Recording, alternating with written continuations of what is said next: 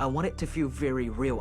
I always, when I create these scenes, I want to put you, the audience, in there with the family. So one of the tricks I do a lot of is, if a character's walking down a hallway, I would always have the camera be behind the character, following the character down the hallway.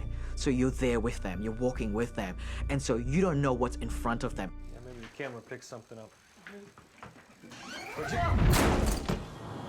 Go.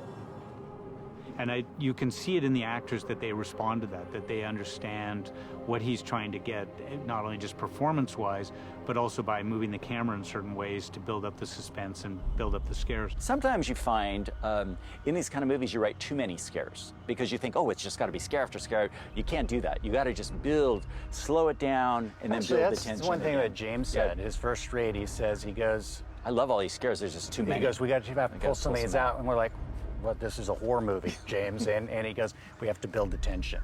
We're going to build more tension between the scares. He goes, trust me. Yeah, he was spot on.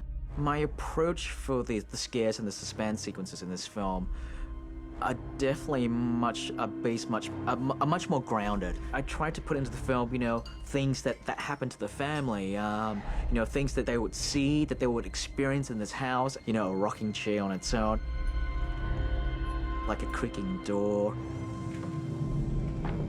Those are classic haunted house horror movie tropes, but there's a reason why they're there, because when they work, they're so effective. Nana?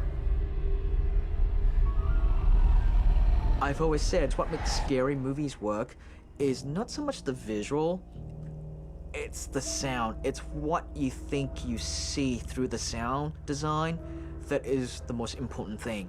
Come around, just back to what you're doing. As we go along.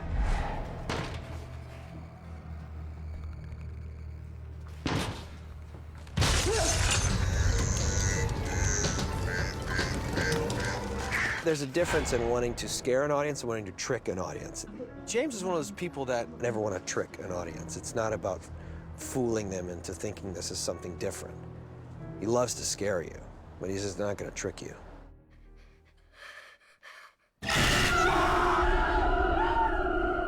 And to me, why I think the haunted house subgenre or the haunting genre is so endearing is it takes place in a world that we all understand, which is, you know, it takes place in our home. You know, what has been fantastic for me on this film, for me to realize my vision, we literally built this 2-story house inside a stage.